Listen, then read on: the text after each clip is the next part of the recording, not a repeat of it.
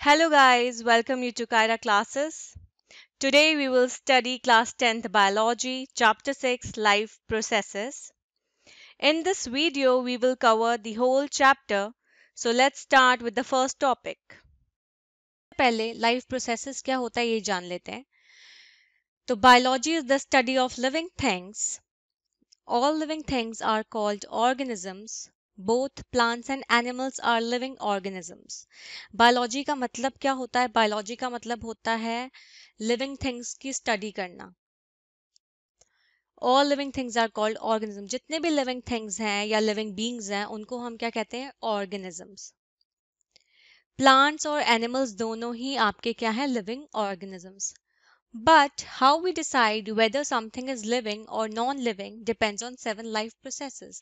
लेकिन हम ये कैसे डिसाइड कर सकते हैं, ये कैसे तय कर सकते हैं कि कौन लिविंग है और कौन नॉन लिविंग है? तो इसके लिए कुछ 7 लाइफ प्रोसेसेस हैं जो कि ये बताते हैं कि हाँ ये लिविंग ऑर्गेनिज्म है और ये नॉन लिविंग ऑर्गेनिज्म है. If something is living, it will carry out the 7 life processes below. अगर कोई लिविंग है, किसी में जान है, तो वो जरूर ये 7 लाइफ प्रोसेसेस कैरी आउट करता होगा. उसकी बॉडी ये 7 लाइफ प्रोसेसेस जो है परफॉर्म करती होगी. तो अगर मैं सिंपल लैंग्वेज में बोलूं कि लाइफ प्रोसेसेस क्या होता है, तो हम ये बोल सकते हैं life processes are the basic functions perform by living organisms to survive on earth. Life processes basic functions हैं जो कि एक लिविंग ऑर्गेनिज्म परफॉर्म करता है जिससे वो अर्थ पर सरवाइव कर सकें, रह सकें. और जैसे कि इन्होंने बताया कि अगर कोई चीज़ लिविंग है तो ज़रूर ये 7 लाइफ प्रोसेसेस वो जो है परफॉर्म या कैरी आउट करता होगा. तो देख लेते हैं वो 7 लाइफ प्रोसेसेस क्या हैं. पहला है movement. Both animals and plants have the ability to move. जो आपके एनिमल्स हैं, जो आपके प्लांट्स हैं, उनके पास एबिलिटी या उनके पास टेंडेंसी होती है मूव करने की. ठीक है. अब आप सोचोगे प्लांट्स को मैं मूव करने के लिए कैसे बोल रही हूँ, तो आपने देखा होगा कि जियोट्रोपिज्म, हाइड्रोट्रोपिज्म, ठीक है, या फोटोट्रोपिज्म, ये सब मतलब अगर लाइट है तो लाइट की तरफ वो बेंड कर जाते. तो उसी चीज को मैं यहाँ पे कह रही हूँ कि they have the ability to move. Okay. Next, plants are rooted and move slowly as they grow. Their roots move down into the soil and their stems move up towards the light. अब जैसे इन्होंने movement दिखा रखी है इसमें plants की कि plants are rooted and move slowly as they grow. Plants जो हैं वो rooted होते हैं और धीरे धीरे वो क्या करते हैं? बढ़ते हैं. उनकी रूट्स हमेशा नीचे रहती हैं मिट्टी में और जो उनकी स्टेम्स हैं वो हमेशा ऊपर रहती हैं. तो टुवर्ड्स लाइट, लाइट की तरफ रहती है उनकी स्टेम, और जबकि जो रूट्स हैं वो किस में रहती है? सॉइल में रहती है, अर्थ में रहती है. Next, animals on the other hand move quickly and can move their entire bodies. दूसरी तरफ अगर देखा जाए एनिमल्स वो बहुत जल्दी मूव करते हैं और उनकी की पूरी बॉडी एक जगह से दूसरी जगह मूव करती है. They can move in search of food, shelter और to avoid danger.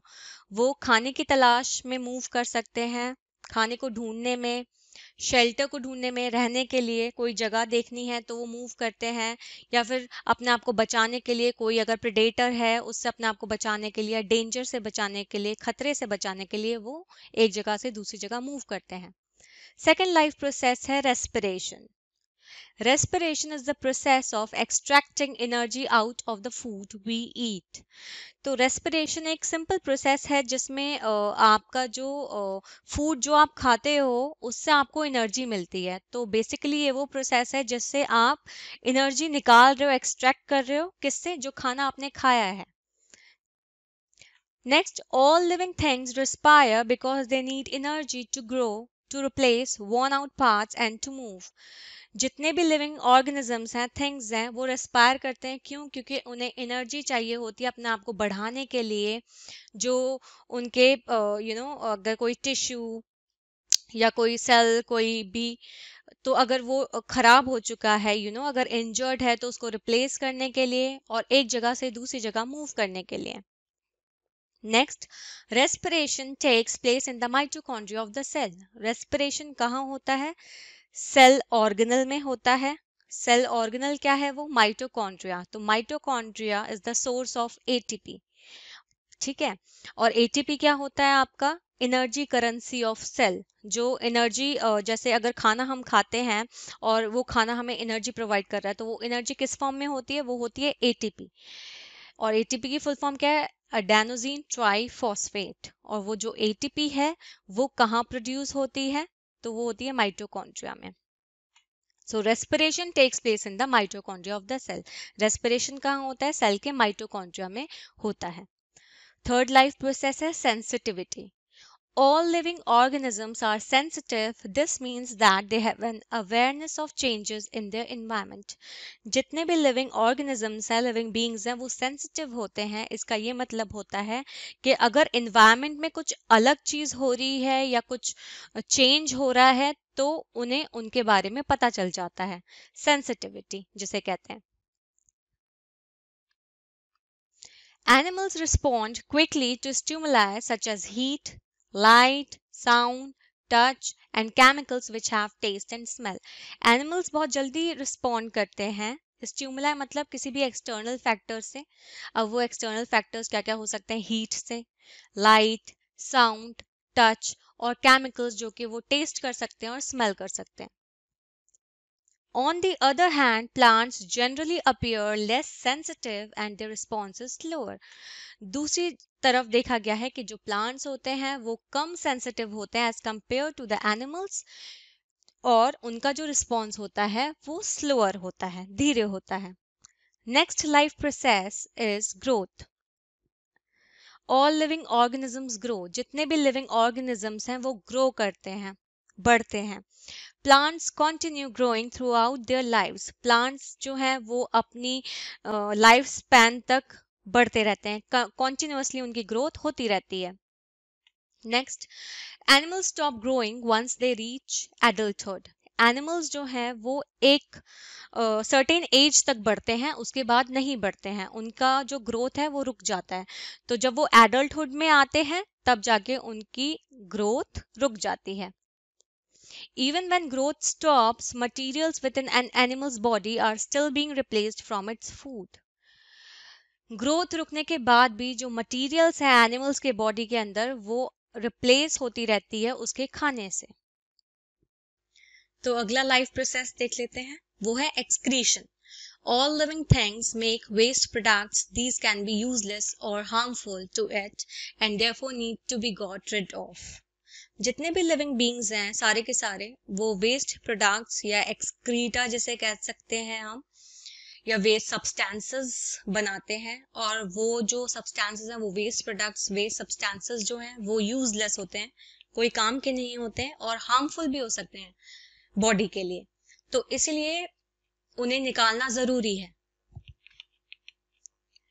Next, excretion is the process of getting rid of metabolic waste. Excretion वो प्रोसेस है जिसमें जो मेटाबॉलिक वेस्ट है उसे आप निकालते हो बॉडी से। Plants store waste substance in their leaves. The waste is removed when their leaves fall off. Plants जो हैं वो waste substances को store करके रखते हैं leaves में, और जब वो लीफ गिर जाती है, अलग हो जाती है, तो वो जो वेस्ट है वो लीफ के थ्रू निकल जाता है। मतलब ऑब्वियसली बात है, लीफ के अंदर स्टोर्ड है वेस्ट, और जब लीफ निकल गई तो वो जो वेस्ट मटेरियल या वेस्ट सब्सटेंस है वो भी उस लीफ के साथ निकल गया।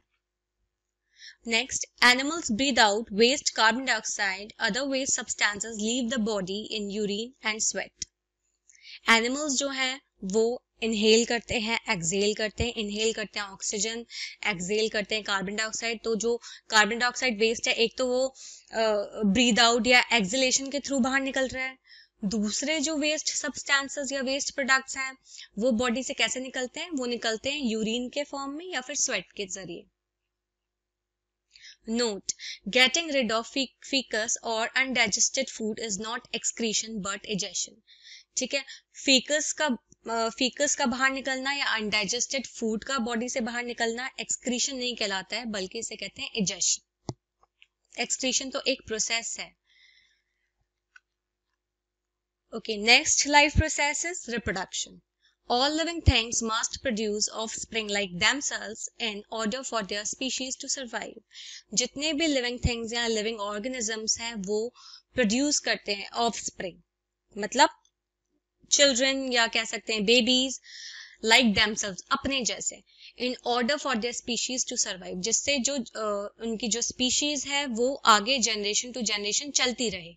ठीक है, जैसे कि अगर मैं बात करूं फॉर एग्जांपल ह्यूमंस, तो ह्यूमंस अपने जैसे ही बेबीज प्रोड्यूस करेंगे।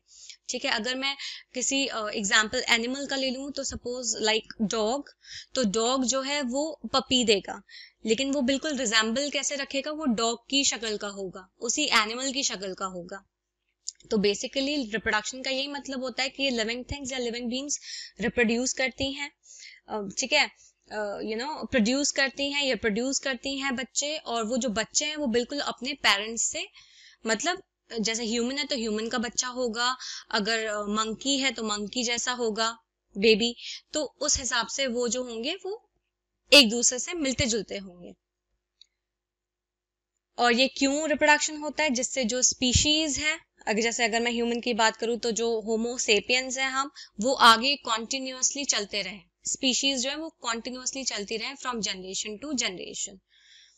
This is the process known as reproduction. तो इसी को रिप्रोडक्शन कहते हैं। रिप्रोड्यूस करना मतलब नए नए ऑर्गेनिजम्स बनाना, प्रोड्यूस करना, ठीक है, और वो बिल्कुल अपने जैसे हों। Plants produce seeds that give rise to new plants of the same species. Animal lay eggs or have babies. Plants जो हैं वो seeds produce करते हैं, जो कि फिर आपको पता है seed germinate करती है, फिर plantlet बनता है, फिर धीरे धीरे करके तो basically एक नया plant बनता है उस seed से। तो obviously सी बात है, फिर जो plants हैं वो अपने जैसा ही organism produce कर रहे हैं same species का। ऐसे animals जो हैं वो eggs produce कर सकते हैं, मतलब एग्स दे सकते हैं और बेबीज दे सकते हैं। अगर एग्स दे रहे हैं तो वो ओवीपैरस है, अगर वो सिंपल बेबीज दे रहे हैं तो वो वीवीपैरस है, लाइक अस, जैसे कि ह्यूमंस जो हैं वो वीवीपैरस हैं, वो सीधे ऑर्गेनिज्म रिप्रोड्यूस करते हैं। ठीक है, reproduction can be of 2 types, 2 type के हो सकते हैं reproduction. Sexual, which involves 2 parents and the union of 2 gametes, and asexual, where 1 parent can reproduce itself. Reproduction 2 type के होते हैं। एक होता है सेक्सुअल, जिसमें 2 पेरेंट्स इन्वॉल्व है, एक मेल एक फीमेल, और उन्हीं के जो गैमीट्स हैं, मेल गैमीट और फीमेल गैमीट आपस में मिलते हैं, फ्यूज करते हैं या उनका यूनियन होता है, तब जाके क्या बनता है, तब जाके जाइगोट बनता है आफ्टर फर्टिलाइजेशन। दूसरा है आपका एसेक्सुअल रिप्रोडक्शन। एसेक्सुअल रिप्रोडक्शन का मतलब क्या होता है, जब एक पेरेंट जो है वो नया ऑर्गेनिज्म बना रहा है, तो एक पेरेंट अगर अपने आप ही रिप्रोड्यूस कर सकता है, नया ऑर्गेनिज्म बना लेता है, तो उसी को क्या कहते हैं हम, asexual reproduction. Okay, next life process है आपका nutrition. Nutrition is needed for energy and growth. Both plants and animals need food. Nutrition किस लिए चाहिए होता है, nutrition क्यों चाहिए हमें, nutrition हमें चाहिए एनर्जी के लिए, ग्रोथ के लिए। प्लांट्स और एनिमल्स दोनों को जरूरत पड़ती है फूड की, एनर्जी की, ठीक है। तो न्यूट्रिशन जो है वो एनर्जी और ग्रोथ के लिए चाहिए, और जो भी आपके प्लांट्स हैं, एनिमल्स हैं, उन्हें ऑब्वियसली फूड तो चाहिए ही चाहिए, जिससे वो ग्रो कर सके, उन्हें एनर्जी मिल सके। Plants are able to make their own food by photosynthesis. अब plants के पास तो ये एबिलिटी है कि वो अपना खाना खुद बना लेते हैं, किस प्रोसेस से, फोटोसिंथेसिस की मदद से। They use sunlight to turn simple molecules like carbon dioxide and water into more complex carbohydrate molecules. ये क्या करते हैं प्लांट्स, ये सनलाइट को, जो सनलाइट है उसे केमिकल एनर्जी में कन्वर्ट करते हैं, मैंने आपको बताया था। और क्या करते हैं उससे, जो आपका सिंपल मॉलिक्यूल्स हैं, जैसे आपके कार्बन डाइऑक्साइड है, आपका वाटर है, उसे किस में कन्वर्ट कर देते हैं, कॉम्प्लेक्स कार्बोहाइड्रेट मॉलिक्यूल्स में, जो कि है आपका ग्लूकोज, और उसका केमिकल फॉर्मूला है C6H12O6। Animals are unable to make their own food, so rely on other plants and other animals for their nutrition. अब animals तो अपने आप खाना नहीं बना सकते हैं, तो वो दूसरों पे डिपेंड करते हैं. जैसे प्लांट्स पे डिपेंड कर रहे हैं, एनिमल्स पे डिपेंड कर रहे हैं अपने खाने के लिए. Animals take in complex substances and break them down into small, simple, soluble molecules which can be used for energy and growth. अब एनिमल्स क्या करते हैं, वो कॉम्प्लेक्स सब्सटेंसेस बॉडी में लेते हैं, ठीक है, जो कि फिर बाद में एंजाइम्स के थ्रू वो टूटते हैं, वो कॉम्प्लेक्स मॉलिक्यूल्स, और छोटे और सिंपल सॉल्युबल मॉलिक्यूल्स बन जाते हैं, जिससे क्या हो, आप एनर्जी और ग्रोथ के लिए उन्हें यूज कर सको. तो कॉम्प्लेक्स मॉलिक्यूल आप ले रहे हो, और वो कॉम्प्लेक्स मॉलिक्यूल क्या हो रहा है, वो टूट रहा है, ठीक है, सिंपल हो रहा है, सॉल्युबल हो रहा है, किसकी मदद से, एंजाइम्स में. एंजाइम्स हैं बहुत सारे बॉडी में, तो जिन्हें कह सकते हैं बायो कैटलिस्ट. तो वो क्या करते हैं, वो उन कॉम्प्लेक्स सब्सटेंसेस को या मॉलिक्यूल्स को छोटे छोटे सिंपल और सॉल्युबल मॉलिक्यूल्स में तोड़ देता है, जिससे अब क्या करें, उसे अच्छे से एनर्जी और ग्रोथ के लिए वो मॉलिक्यूल्स आप काम में ला सको. Nutrition. Energy required to carry out different life processes is obtained through the process of nutrition. Obviously सी बात है, किसी भी काम को करने के लिए एनर्जी चाहिए होती है, तो लाइफ प्रोसेसेस को भी कैरी आउट करने के लिए, परफॉर्म करने के लिए हमें एनर्जी की रिक्वायरमेंट होती है. और वो एनर्जी हमें किससे मिलती है, हमें वो एनर्जी न्यूट्रिशन से मिलती है. Depending on the mode of obtaining nutrition, organisms are classified as autotrophs or heterotrophs. अब किस तरह से ऑर्गेनिज्म अपना न्यूट्रिशन लेता है, मोड ऑफ ऑब्टेनिंग न्यूट्रिशन जैसे कहते हैं कि किस तरीके से या किस ढंग में वो अपना खाना ले रहा है, तो वो दो टाइप से क्लासिफाई है. Organisms are classified as autotrophs और हेटरोट्रॉफ्स. तो उनके मोड ऑफ न्यूट्रिशन या खाना लेने के तरीके को देख के जो ऑर्गेनिजम्स हैं वो दो कैटेगरीज में क्लासिफाइड हैं. एक है ऑटोट्रॉफ्स और दूसरा है heterotrophs. Autotrophs can prepare their own food from simple inorganic sources such as carbon dioxide and water. Autotrophs, auto means होता है self and trophs का मतलब होता है feeding या to feed. तो autotrophs में वो organisms आते हैं जो अपना खाना खुद बनाते हैं. किसकी मदद से, सिंपल इनऑर्गेनिक सोर्सेज की मदद से, जैसे कि कार्बन डाइऑक्साइड या water. Examples, green plants and some bacteria. Heterotrophs cannot synthesize their own food and are dependent on other organisms for obtaining complex organic substances for nutrition. Example, animals and fungi.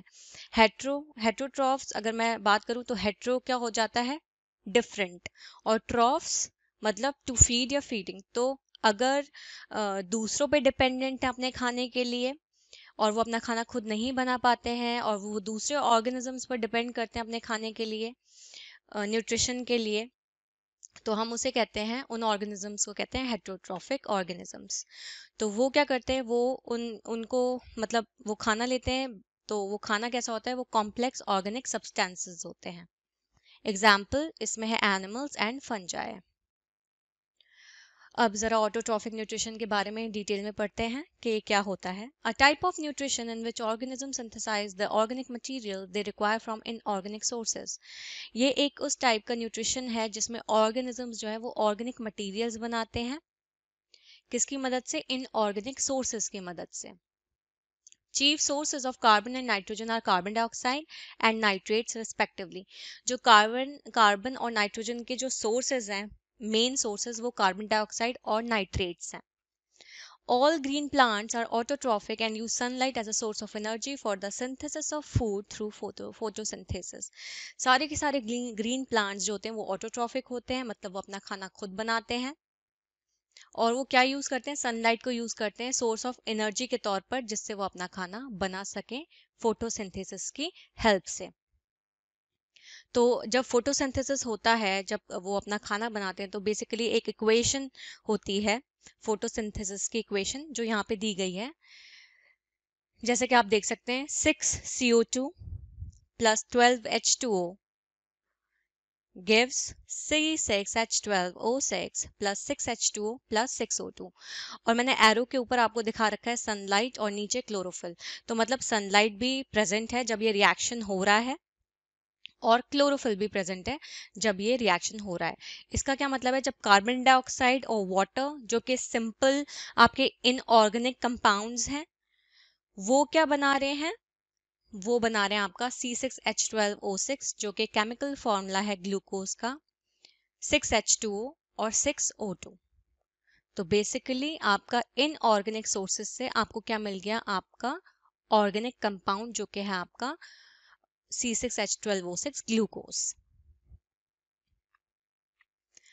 अब क्या क्या events होते हैं, photosynthesis process कैसे होता है वो जान लेते हैं। The following events occur during this process. First, absorption of light energy by chlorophyll.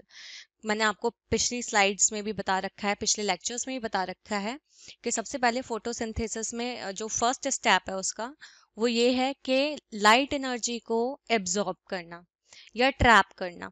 तो वो किसका काम है, वो है क्लोरोफिल पिगमेंट का काम, जो लीव्स के अंदर प्रेजेंट होती हैं। और जैसे ही सनलाइट लीफ के ऊपर पड़ती है तो उसके अंदर क्लोरोफिल है, तो वो जो क्लोरोफिल मॉलिक्यूल है वो उस सनलाइट को एब्जॉर्ब कर लेता है या ट्रैप कर लेता है।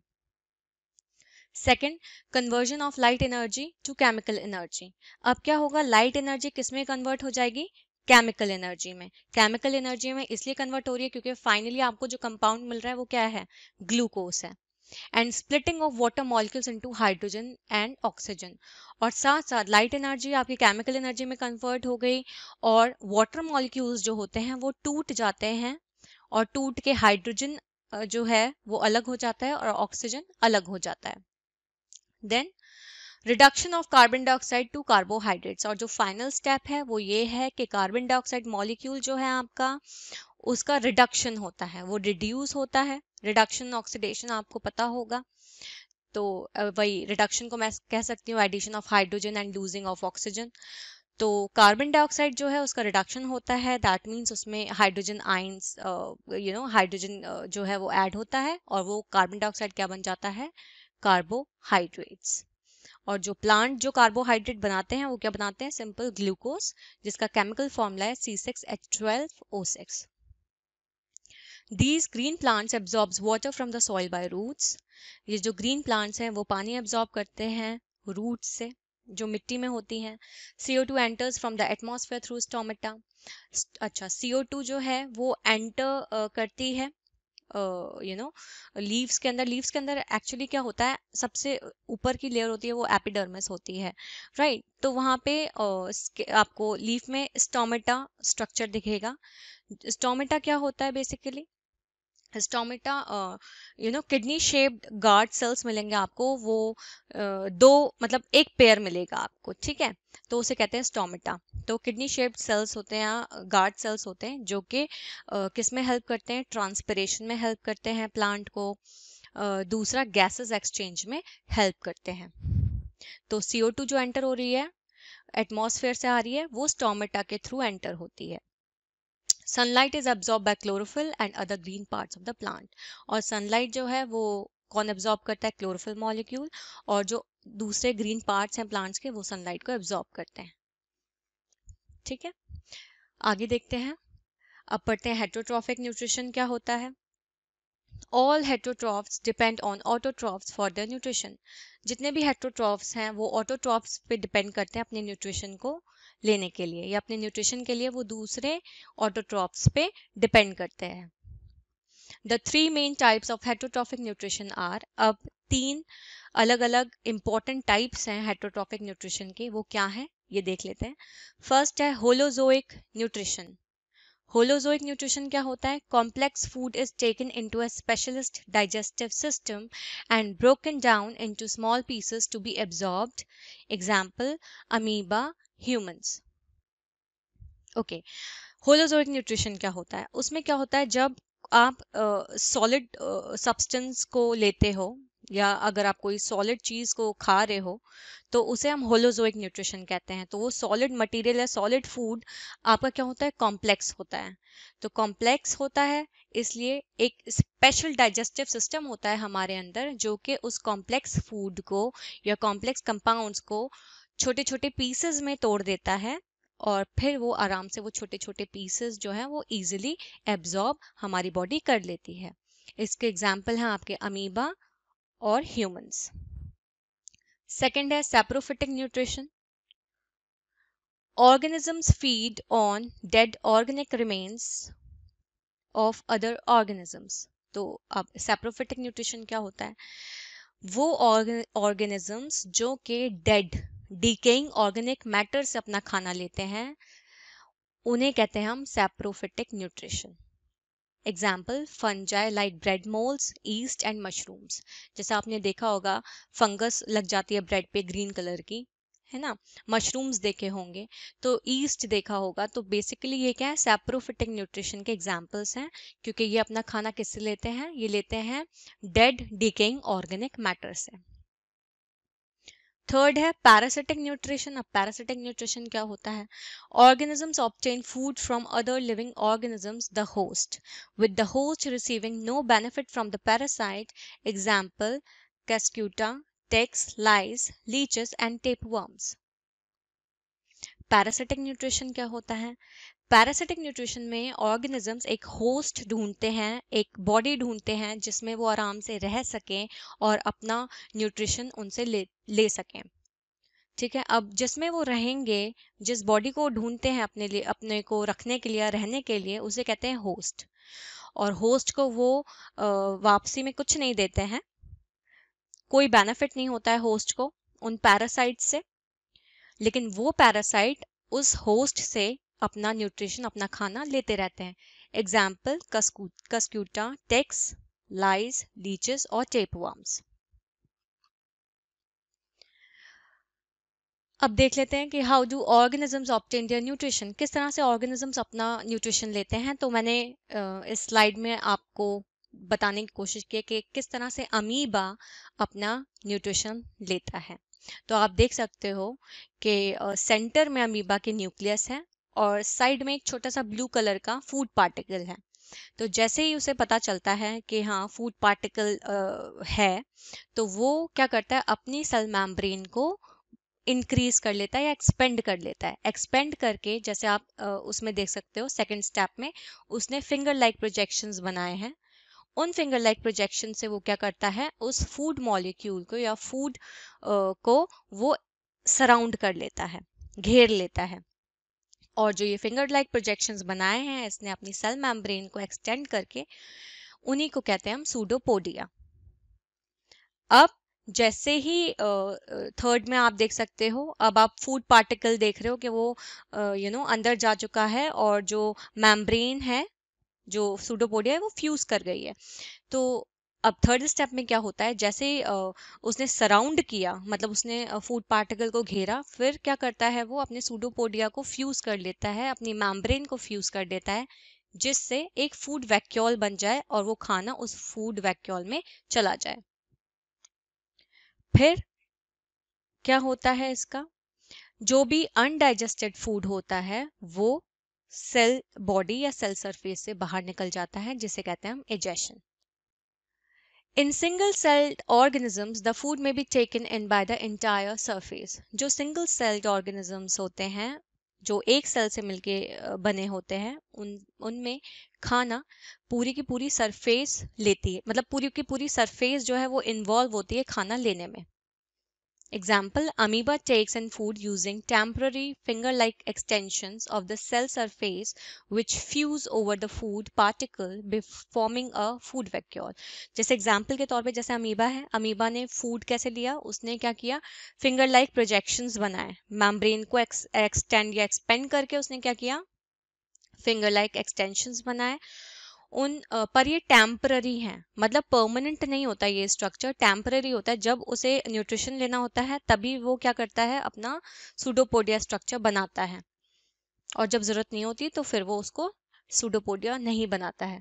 तो amoeba takes in food using temporary finger like extensions, इसी को कहते हैं सूडोपोडिया। अभी मैंने आपको डायग्राम में दिखाया है, ऑफ द सेल सरफेस, जो कि which fuse over the food particle. और वही सूडोपोडिया मैंने आपको बताया था, सराउंड करने के बाद फ्यूज हो जाती हैं, घेरने के बाद फूड पार्टिकल को फ्यूज हो जाती हैं, जिससे क्या बना लेती हैं, वो food vacuole. Next, inside the food vacuole, complex substances are broken down into simpler ones which then diffuse into the cytoplasm. अब food vacuole के अंदर क्या होता है? Complex substances जो हैं वो टूट जाते हैं, broken down into simpler ones. छोटे छोटे या simple molecules में वो complex molecules जो हैं वो टूट जाते हैं, जो कि आराम से जो है cytoplasm में diffuse हो जाते हैं. Next, the remaining undigested material is moved to the surface of the cell and thrown out. अब जो खाना बच गया है, जो digested नहीं है, वो कहाँ से निकल जाता है? वो निकल जाता है सेल की सरफेस से और उसे बाहर फेंक दिया जाता है या निकाल दिया जाता है. तो जो अनडाइजेस्टेड है, जितना उसे खाना था उसने उतना खा लिया, उतना वो डाइजेस्ट हो गया, लेकिन जो अनडाइजेस्टेड बचा वो सेल सरफेस से बाहर निकल गया. अब बात करते हैं nutrition in human beings. Human beings में न्यूट्रिशन कैसे होता है? In humans, digestion of food takes place in the alimentary canal made up of various organs and glands. Humans में food का digestion कहाँ होता है? Alimentary canal, जो कि बहुत सारे organs और glands से मिलके बना है. In the mouth, food is crushed into small particles through chewing and mixed with saliva, which contains amylase for digesting starch. Mouth में कहते हैं ना खाना चबा चबा के खाना चाहिए. वो इसीलिए कहते हैं कि फूड जो है वो छोटे छोटे पार्टिकल्स में क्रश हो जाए, ठीक है, और वो सलाइवा के साथ मिक्स हो जाए. और सलाइवा क्या कंटेन करता है? सलाइवा कंटेन करता है एंजाइम जिसे कहते हैं सलाइवरी एमाइलेज, जो कि आपके स्टार्च को डाइजेस्ट करता है. On swallowing, food passes through the pharynx and esophagus to reach the stomach. फिर फूड क्या करता है? फूड फैरिंग्स से जाते हुए ईसोफेगस तक पहुंचता है, ईसोफेगस से फिर स्टमक तक पहुंचता है, ठीक है. ईसोफेगस क्या है? वही आपकी एलिमेंट्री कैनाल, ईसोफेगस भी कहा जाता है, फूड पाइप भी कहते हैं इसे कॉमनली. अब स्टमक में क्या होता है? Gastric juice contains pepsin for digesting proteins, HCl and mucus. तो स्टमक में जब फाइनली वो पहुंच गया फूड, तो आपका जो स्टमक है वो रिलीज करता है गैस्ट्रिक जूसेस, जिसमें पैप्सिन होता है एंजाइम. पैप्सिन क्या करता है? आपका प्रोटीन्स को डाइजेस्ट करता है. HCl है hydrochloric acid and mucus. The hydrochloric acid creates an acidic medium which facilitates the action of the enzyme pepsin. अब जो हाइड्रोक्लोरिक एसिड है, अब आप ये सोचते होंगे हमारे स्टमक में हाइड्रोक्लोरिक एसिड अगर बन रहा है तो वो तो एसिडिक है, तो वो हमारे स्टमक को खराब कर सकता है, जो मतलब, तो ऐसा होता नहीं है. क्यों? क्योंकि म्यूकस भी सिक्रीट होता रहता है, और म्यूकस क्या करता है? वो उस एक्शन को, हाइड्रोक्लोरिक एसिड के एक्शन को स्टमक में प्रिवेंट करके रखता है, मतलब बचाता है. तो hydrochloric acid creates an acidic medium. अब एसिड है तो वो एसिडिक मीडियम क्रिएट करेगा, जिससे आपकी जो एंजाइम पैप्सिन है वो क्या करे? अपना काम करे. तो पैप्सिन मैंने अभी आपको बताया, ये पैप्सिन का क्या काम है? प्रोटीन को तोड़ना. फूड जब एसिडिक हुआ, किसकी मदद से? HCl की मदद से, तब जाके पैप्सिन जो है वो एक्ट करेगा. पैप्सिन एक्ट करने का मतलब है, पैप्सिन जो है वो प्रोटीन मॉलिक्यूल्स को छोटे छोटे अमीनो एसिड्स में तोड़ देगा. The mucus protects the inner lining of the stomach from the action of the acid under normal conditions. जैसे मैंने बताया, म्यूकस का क्या काम है? म्यूकस प्रोटेक्शन देता है, प्रोटेक्ट करता है हमारे स्टमक की इनर लाइनिंग को, जिससे किसके एक्शन से? हाइड्रोक्लोरिक एसिड के एक्शन से. From the stomach, the food now enters the small intestine. अब स्टमक से कहाँ जाएगा फूड? फूड जाएगा स्मॉल इंटेस्टाइन के अंदर, एंटर करेगा. The small intestine is the site of the complete digestion of carbohydrates, proteins and fats. अच्छा, small intestine जो है वो कंप्लीट साइट, मतलब कंप्लीट डाइजेशन की साइट है. जहाँ पे कंप्लीट डाइजेशन होगा वो कौन सी साइट है? वो है आपका स्मॉल इंटेस्टाइन. तो स्मॉल इंटेस्टाइन जो है वो वहाँ पे पूरा का पूरा कंप्लीट डाइजेशन हो जाता है. किसका? कार्बोहाइड्रेट्स का, प्रोटीन्स का और फैट्स का. The liver secretes bile which emulsifies fat. Liver जो है वो बाइल सिक्रीट करता है जो कि फैट को इमल्सिफाई करता है. इमल्सिफिकेशन का क्या मतलब होता है?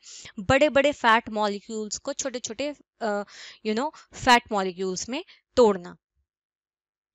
The pancreas secretes pancreatic juice which contains the enzymes amylase, trypsin and lipase for digesting starch, proteins and fats respectively.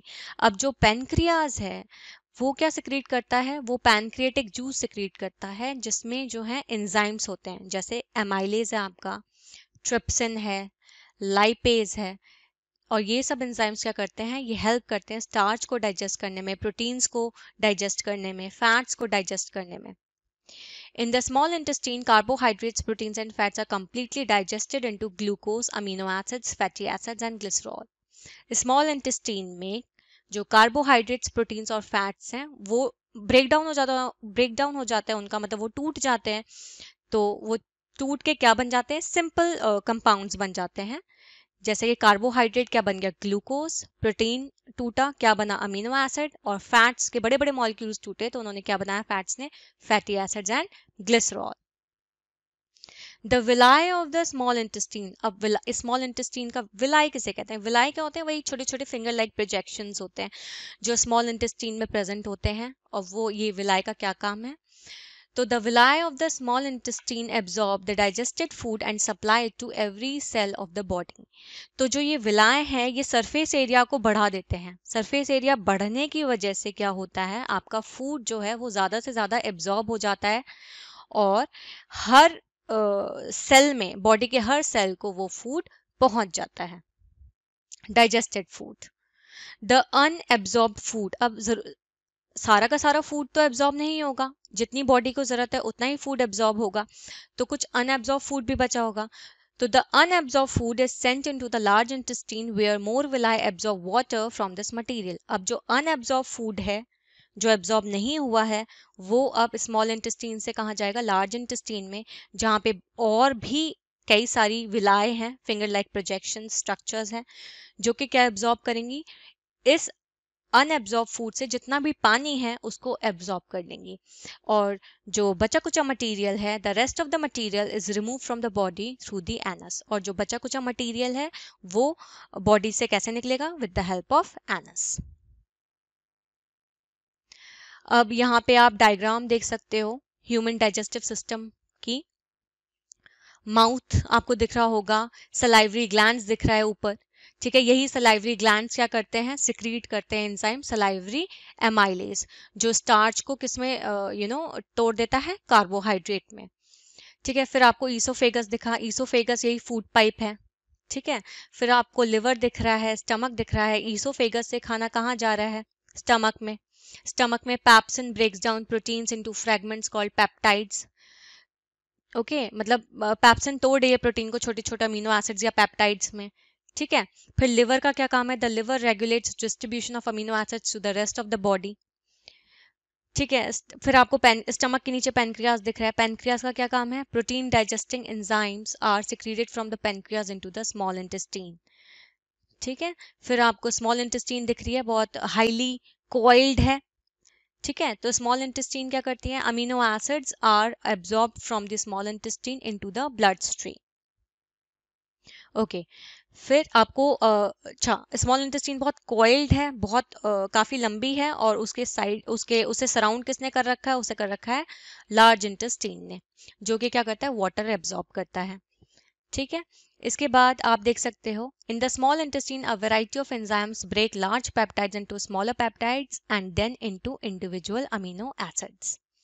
फिर आप यहाँ पे देख सकते हो, एक नीचे आप स्ट्रक्चर देखोगे, छोटा सा आपको नीचे एकदम स्ट्रक्चर दिख रहा होगा, a small amount of dietary protein is lost in the faeces.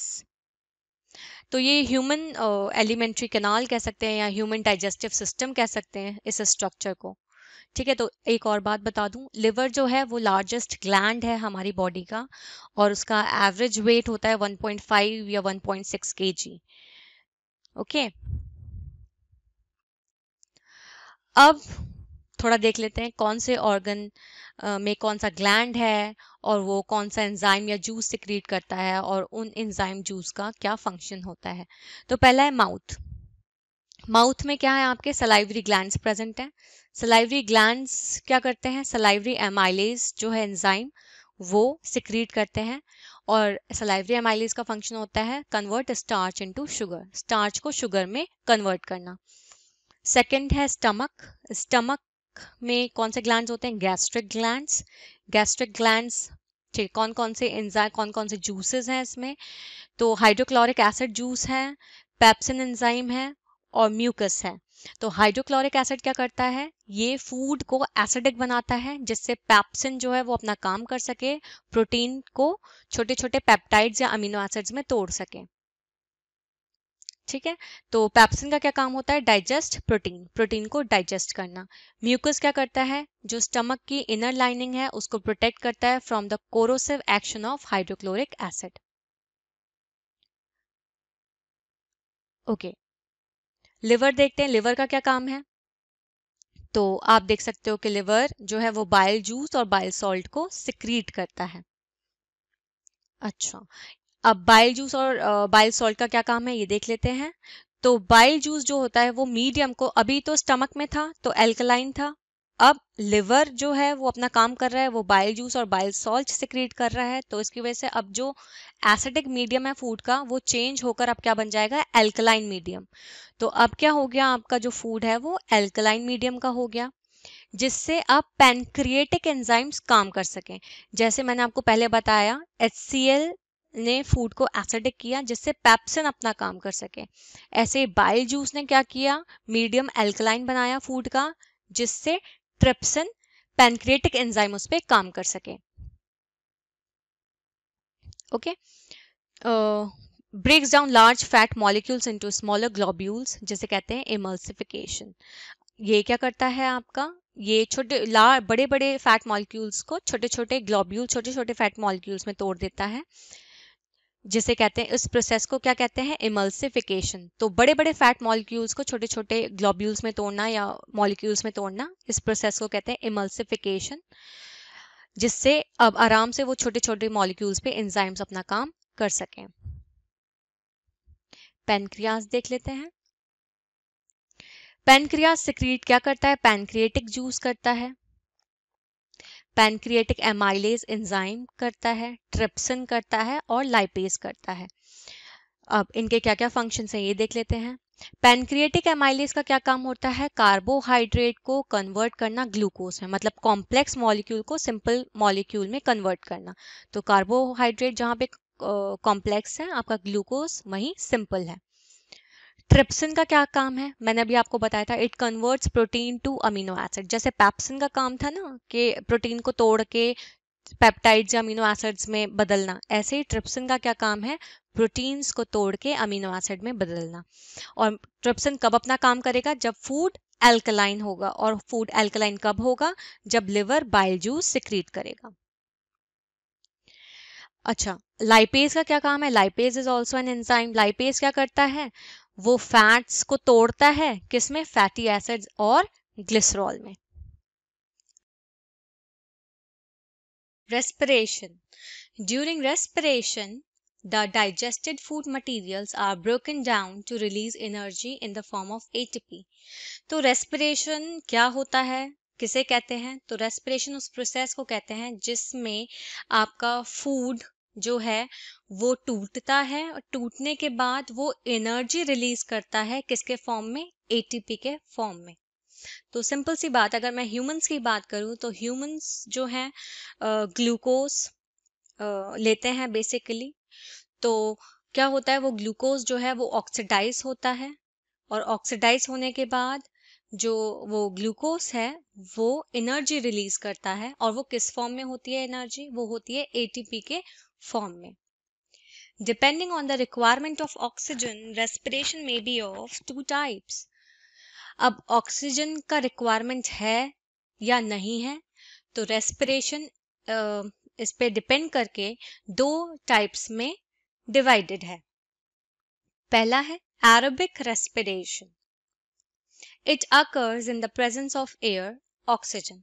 तो एरोबिक रेस्पिरेशन क्या होता है? जो कि एयर की प्रेजेंस में होता है। तो जो भी रेस्पिरेशन अगर एयर या ऑक्सीजन की प्रेजेंस में हो रहा है तो उसे मैं क्या कहूंगी? Aerobic respiration. सेकंड है anaerobic respiration. It occurs in the absence of air, oxygen. अगर respiration एयर की गैर हाजिरी में या गैर मौजूदगी में हो रहा है या ऑक्सीजन नहीं है, तब रेस्पिरेशन हो रहा है, तो उसे मैं उस रेस्पिरेशन को क्या कहूंगी? Anaerobic respiration. अब थोड़ा डिटेल में देख लेते हैं एरोबिक रेस्पिरेशन को। तो it takes place in presence of oxygen, जैसे कि पहली स्लाइड में मैंने आपको बताया था कि अगर ऑक्सीजन प्रेजेंट है इसका क्या मतलब है? एरोबिक रेस्पिरेशन है। Second, and products carbon dioxide and water. अब एरोबिक रेस्पिरेशन में क्या होता है? जो एंड प्रोडक्ट्स हैं, जो फाइनल प्रोडक्ट्स हैं, वो कार्बन डाइऑक्साइड और वाटर होता है, CO2 एंड H2O होता है। Next, more energy is released, ज्यादा एनर्जी एरोबिक रेस्पिरेशन में निकलती है, रिलीज होती है। Next, takes place in cytoplasm and mitochondria. तो एरोबिक रेस्पिरेशन कहाँ होता है? सेल के साइटोप्लाज्म में होता है और माइटोकॉन्ड्रिया में होता है। Next, complete oxidation of glucose takes place. Aerobic respiration का क्या मतलब होता है? ग्लूकोज जो है वो पूरी तरीके से ऑक्सीडाइज होना उसका।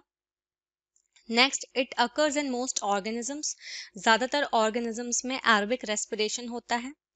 एरोबिक रेस्पिरेशन की एक इक्वेशन है जो यहाँ नीचे दी गई हुई है। जैसे आप देख सकते हो कि ग्लूकोज क्या होता है? पायरुवेट में कन्वर्ट।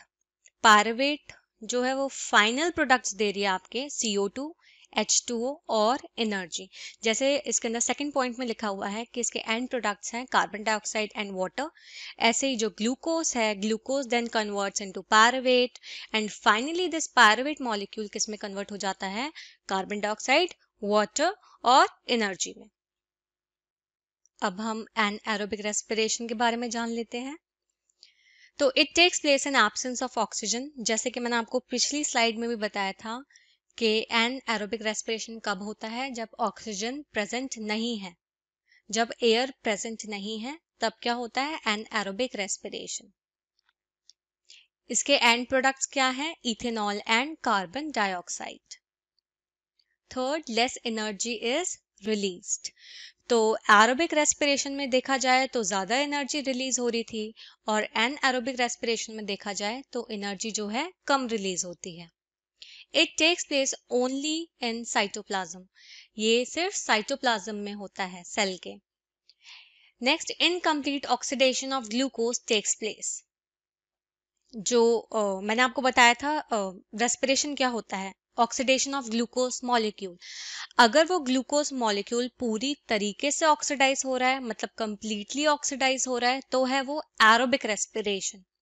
अगर वो पूरे तरीके से ऑक्सीडाइज नहीं हो रहा है, उसका ऑक्सीडेशन इनकम्प्लीट है, ग्लूकोज का ऑक्सीडेशन अगर इनकम्प्लीट है, तो वो किस रेस्पिरेशन में आता है? वो एनाएरोबिक रेस्पिरेशन में आता है। तो एनाएरोबिक रेस्पिरेशन में जो ग्लूकोज का ऑक्सीडेशन है वो इनकम्प्लीट होता है। Next, it occurs in certain bacteria, yeast, and certain tissues of higher organisms. Example, in human during vigorous exercise, when the demand for oxygen is more than the supply, muscle cells respire anaerobically for some time. अब देख लेते हैं एनाएरोबिक respiration किन किन organisms में होता है। तो वो बैक्टीरिया में होता है, ईस्ट में होता है, कुछ हायर ऑर्गेनिजम्स के टिश्यूज में होता है। एग्जाम्पल के तौर पे ह्यूमंस की बात करते हैं। जब ह्यूमंस बहुत ज़्यादा इंसान जब एक्सरसाइज कर लेता है तो थोड़ा मसल्स में दर्द स्टार्ट हो जाता है, मस्कुलर क्रैम्प्स आने लगते हैं।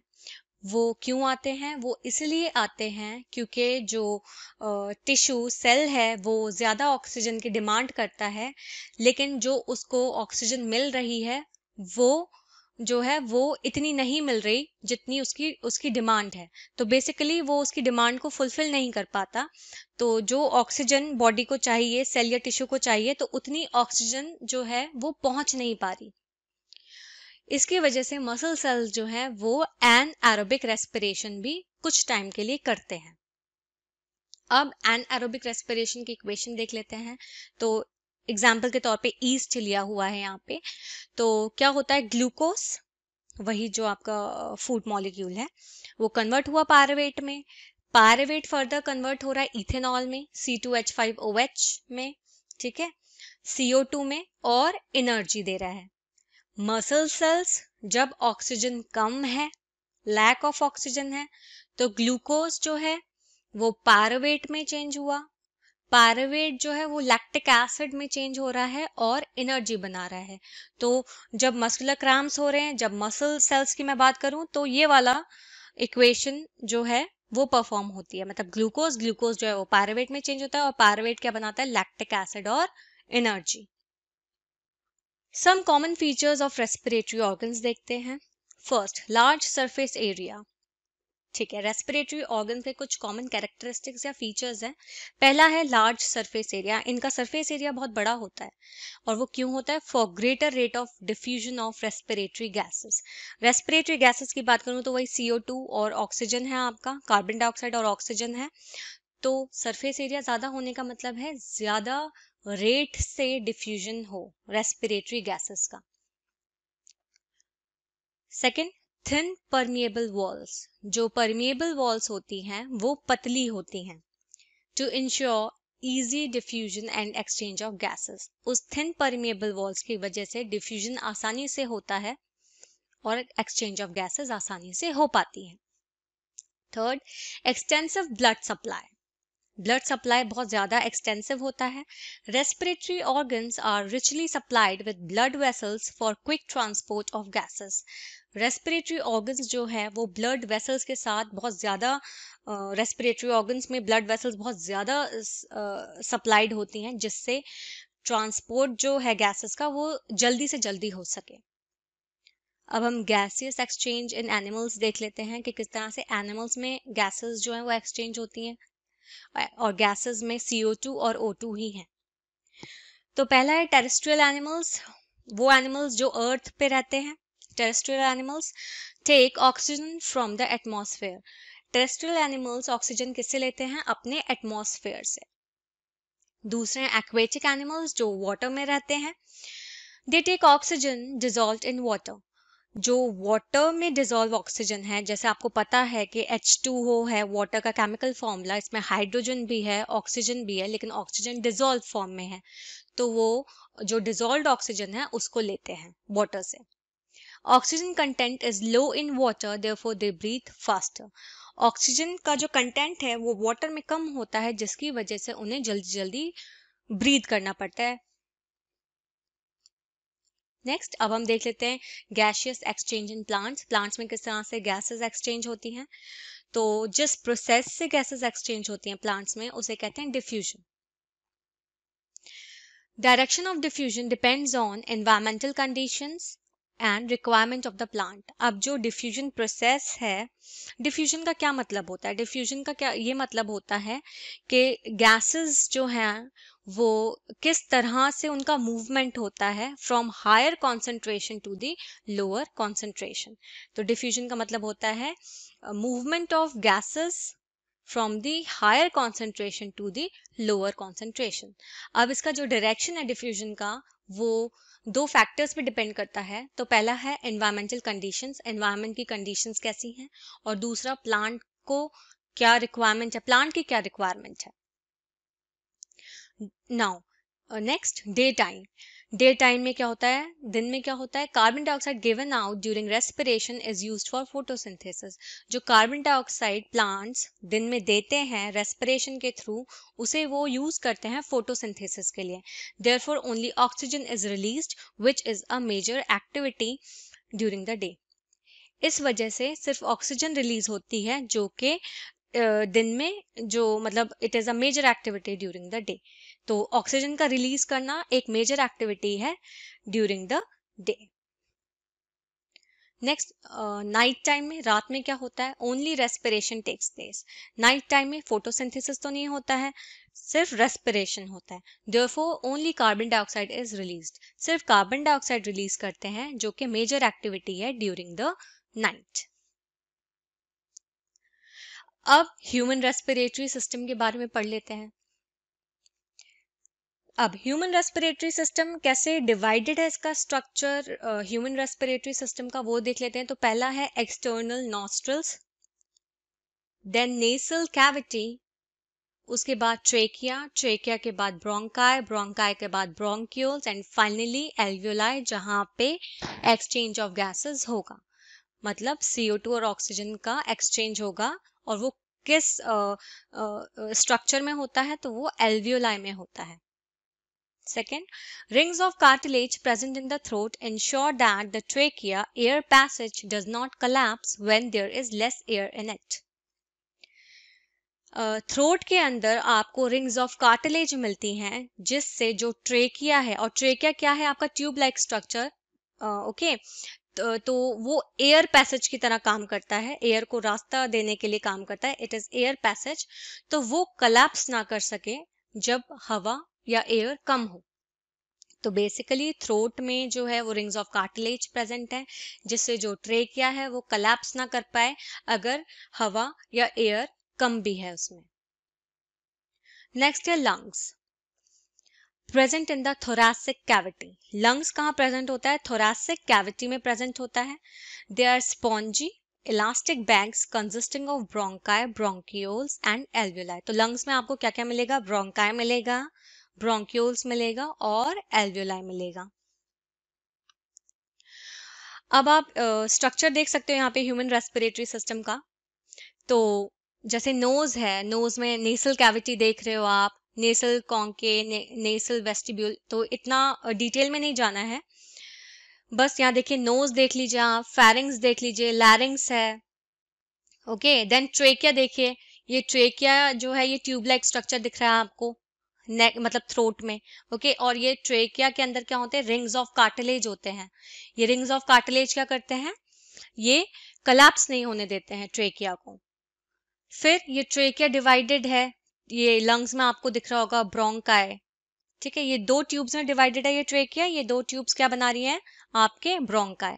और ब्रोंकाई फर्दर डिवाइडेड है, छोटी छोटी ब्रांचेस दिख रही है, इसी को क्या कहते हैं हम, ब्रोंक्यूल्स। और फिर फाइनली जो ब्रोंक्यूल्स हैं वो एल्वियोलर सैक में जाके टर्मिनेट हो रहे हैं। और एल्वियोलर सैक के अंदर क्या है आपके, यहाँ राइट हैंड साइड पे आप देख सकते हो, ये मैंने दिखा रखा है, ये है पूरा आपका एल्वियोलाई का स्ट्रक्चर। ये बलून लाइक स्ट्रक्चर दिख रहा होगा आपको, ये बलून लाइक स्ट्रक्चर क्या है आपका, एल्वियोलाई, और यहीं पे क्या होता है, गैसेस का एक्सचेंज। लंग्स के नीचे आप देख सकते हो डायफ्राम है, ओके। और जो मेजर एक्टिविटी अगर मैं बात करूं तो वो लंग्स के अंदर होती है, क्योंकि लंग्स में ही क्या है आपका एल्वियोलाई, और फाइनल जो साइट है एक्सचेंज ऑफ गैसेस की, वो यही है। तो अगर क्वेश्चन आ सकता है कि मतलब गैसेस जो है वो एक्सचेंज होती हैं, लेकिन किस साइट पे होती हैं, उस जगह का नाम बताना है, तो वो क्या है आपका alveoli. Now respiration occurs in 2 phases। Respiration 2 phases में होता है। फर्स्ट है external, okay, breathing which is a mechanical process, और सेकंड इंटरनल सेलुलर रेस्पिरेशन। तो रेस्पिरेशन 2 phases में होता है, एक होता है एक्सटर्नल और दूसरा होता है इंटरनल। एक्सटर्नल में सिंपल है ब्रीदिंग, सांस लेना, जो एक मैकेनिकल प्रोसेस है, और सेकंड है इंटरनल, जो कि इंटरनल मतलब ऑब्वियसली बॉडी के अंदर की बात कर रहे हैं, तो सेल की बात कर रहे हैं, तो cellular respiration. Mechanism of breathing, it includes inhalation and exhalation. अब हम ब्रीदिंग का मैकेनिज्म देख लेते हैं। तो दो आपको तो पता है, एक होता है सांस लेना और एक होता है सांस छोड़ना। तो इनहेलेशन आप ऑक्सीजन ले रहे हो, अंदर ले रहे हो, एक्सहेलेशन आप कार्बन डाइऑक्साइड बाहर निकाल रहे हो। Exchange of gases, unicellular organisms bye diffusion. Single celled organisms किस तरह से गैसेस एक्सचेंज करते हैं, वो with the help of diffusion अपनी गैसेस एक्सचेंज करते हैं। एनिमल्स किस तरह से गैसेस एक्सचेंज करते हैं, तो first, as the body size is large, diffusion alone is not enough. Animals की बॉडी का साइज काफी बड़ा होता है, इसकी वजह से डिफ्यूजन अकेले रेस्पिरेशन कर पाए ये काफी नहीं है। Second, respiratory pigments also required. तो एनिमल को रेस्पायर करने के लिए, एनिमल के रेस्पिरेशन को होने के लिए रेस्पिरेटरी पिगमेंट्स की जरूरत पड़ती है। थर्ड है, respiratory pigment in human beings is haemoglobin which is present in red blood corpuscles, या सिंपल मैं कह सकती हूँ इसे RBCs। तो अगर ह्यूमन बींग्स की बात करूं कि ह्यूमन बींग्स में जो रेस्पिरेटरी पिगमेंट है वो क्या है आपका हीमोग्लोबिन, और ये हीमोग्लोबिन किसमें प्रेजेंट होता है आरबीसीज में. It has very high affinity for oxygen. तो हीमोग्लोबिन की बहुत ज्यादा एफिनिटी जो होती है ऑक्सीजन के लिए वो बहुत हाई होती है, मतलब बाइंडिंग ऑफ ऑक्सीजन, मतलब ऑक्सीजन के साथ बाइंड करने की क्षमता बहुत ज्यादा होती है हीमोग्लोबिन की. Carbon dioxide is more soluble in water than oxygen, so it gets dissolves in blood and is thus transported. Carbon dioxide जो है वो ज्यादा soluble होता है वाटर में as compared to ऑक्सीजन. तो कार्बन डाइऑक्साइड जो है वो ब्लड में डिसॉल्व हो जाता है और फिर ट्रांसपोर्ट होता है. ट्रांसपोर्टेशन इन ह्यूमन बींग्स. फर्स्ट है ब्लड. अब ब्लड के क्या कैरेक्टरिस्टिक्स हैं वो देख लेते हैं. It is a fluid connective tissue. Connective tissue क्या होता है? वो टिश्यू जो सेल्स और ऑर्गन्स को आपस में बाइंड करके रखता है. इसके कंपोनेंट्स देख लेते हैं. तो ब्लड के कौन कौन से कंपोनेंट्स हैं? फर्स्ट है fluid medium, plasma. Second red blood cells या red blood corpuscles. Third white blood cells या white blood corpuscles. Fourth platelet suspended in plasma. तो ब्लड के क्या क्या कंपोनेंट्स हैं, किन किन चीजों से मिलके वो बना है? तो फर्स्ट है प्लाज्मा जो कि फ्लूइड मीडियम है. सेकंड है आरबीसीज. थर्ड है डब्ल्यूबीसीज. और फोर्थ है प्लेटलेट्स जो कि प्लाज्मा में सस्पेंडेड होते हैं. नेक्स्ट इसकी कैरेक्टरिस्टिक है plasma transports food, oxygen, carbon dioxide, nitrogenous waste etcetera. तो जो प्लाज्मा है, जो फ्लूइड मीडियम है ब्लड का, वो क्या ट्रांसपोर्ट करता है? फूड को करता है, ऑक्सीजन को ट्रांसपोर्ट करता है, कार्बन डाइऑक्साइड को ट्रांसपोर्ट करता है, नाइट्रोजनस वेस्ट को ये ट्रांसपोर्ट करता है. अब हम फंक्शंस देख लेते हैं ब्लड का. तो फंक्शंस ऑफ ब्लड. फर्स्ट है transport of respiratory gases. Respiratory gases जो मेनली CO2 और ऑक्सीजन है उसको क्या करते हैं ये, या कार्बन डाइऑक्साइड और ऑक्सीजन को ट्रांसपोर्ट करने में हेल्प करता है. तो फर्स्ट फंक्शन ब्लड का ये है transport of respiratory gases, CO2 and oxygen, carbon dioxide and oxygen.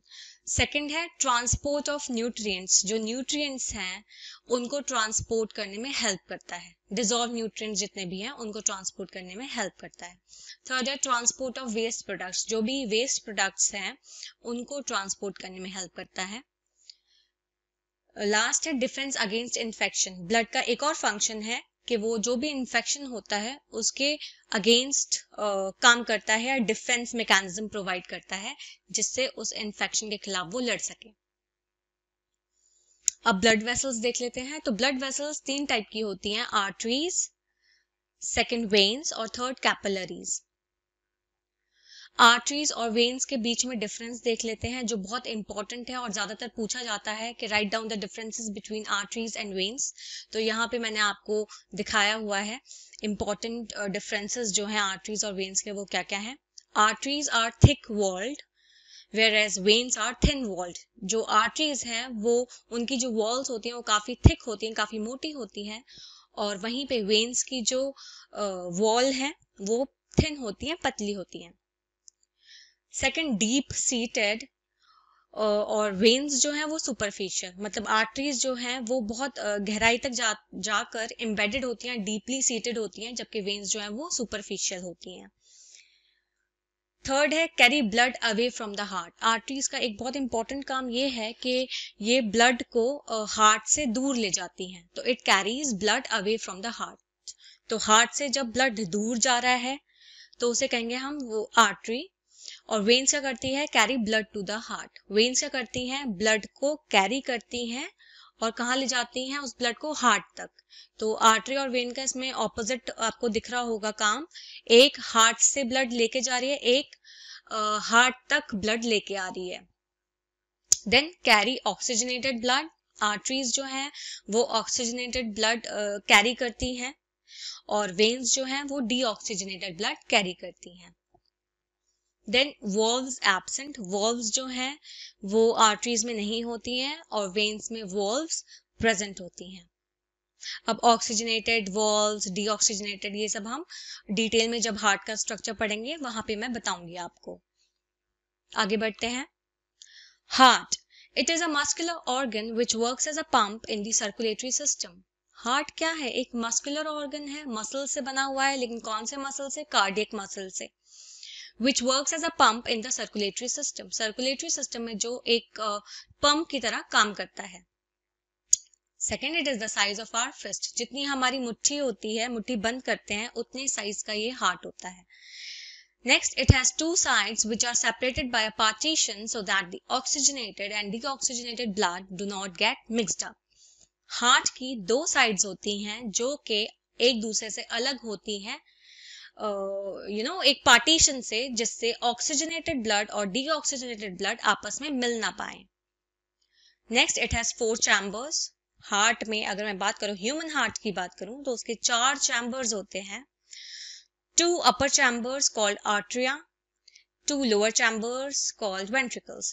जो 2 ऊपर के चैम्बर्स होंगे उन्हें कहते हैं हम आर्ट्रिया, और जो 2 नीचे के चैम्बर्स होंगे उन्हें हम कहेंगे वेंट्रिकल्स। यहाँ पे अब हम स्ट्रक्चर देख लेते हैं हार्ट का। तो आप देख सकते हो लेफ्ट साइड आपको आओटा दिख रहा है, आओटा के नीचे पल्मोनरी आर्टरी, फिर पल्मोनरी वेन। यहाँ पे जो 4 चैम्बर्स अभी मैंने आपको पिछली स्लाइड में बताया है कि ऊपर 2 आर्ट्रिया है और नीचे 2 क्या है आपके वेंट्रिकल। तो यहाँ पे आप देख सकते हो लेफ्ट आर्ट्रियम और नीचे क्या है, लेफ्ट वेंट्रिकल। ये लेकिन हार्ट के लेफ्ट साइड है। तो आओटा सबसे ऊपर है, फिर पल्मोनरी आर्टरी है, फिर पल्मोनरी वेन है, फिर आप देख रहे हो लेफ्ट आर्ट्रियम। ठीक है, जो चैम्बर्स है basically left atrium, left ventricle, ये एक चैम्बर है हार्ट का जो लेफ्ट साइड बना रहा है। ठीक है, देन अगर आप राइट साइड देखोगे हार्ट का, तो आपको सबसे ऊपर दिख रहा है superior vena cava.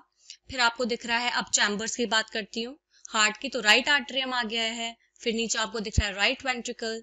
Okay, pulmonary valve है, ट्राइकस्पिड वॉल्व है। तो इन वॉल्व्स का क्या फंक्शन होता है? बेसिकली इन वॉल्व्स का ये फंक्शन होता है कि इनमें ट्राइकस्पिड वॉल्व का क्या मतलब है कि 3 flap like you can say structures होते हैं, या 3 फ्लैप्स होते हैं जो कि ब्लड को फ्लो कराने में हेल्प करते हैं from the right atrium to the right ventricle. इसका मतलब जो ब्लड राइट आर्टरियम में आया तो उसे हेल्प करते हैं ये कि वो जो है अब राइट वेंट्रिकल में नीचे पहुंच जाए। तो यही ट्राइकस्पिड वॉल्व का काम है कि फ्लैप जैसे दिखते हैं, ये 3 फ्लैप से मिला होता है ट्राइकस्पिड वॉल्व, और ये क्या करता है, हेल्प करता है ब्लड को राइट आर्टरियम से राइट वेंट्रिकल में ले जाने के लिए। ओके, एक और चीज में ये क्या हेल्प करता है कि बैकवर्ड फ्लो ना हो, मतलब जो आपका जो ब्लड फ्लो कर रहा है वो राइट आर्टरियम से राइट वेंट्रिकल हो, ऐसा ना हो कि ये वापस बैकवर्ड फ्लो कर जाए, मतलब वेंट्रिकल से आर्टरियम में चला जाए। तो इसे भी प्रिवेंट करता है, इसे भी बचाता है। ओके, देन आप देख सकते हो नीचे इंफीरियर वेना कावा। ओके, और जो हार्ट को जो यू कैन से जो लेयर सराउंडेड है हार्ट के चारों तरफ, उसे कहते हैं हम पेरिकार्डियम।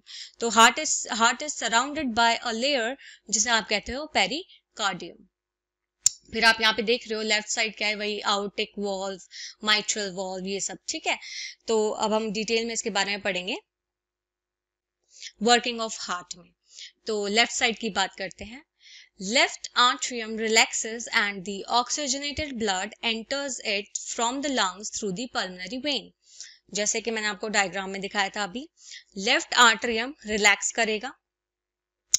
ओके, तो जो ऑक्सीजनेटेड ब्लड है वो लंग से जो आ रहा है वो पल्मोनरी वेन के थ्रू आर्टरियम में आ रहा है, आप समझ रहे हो।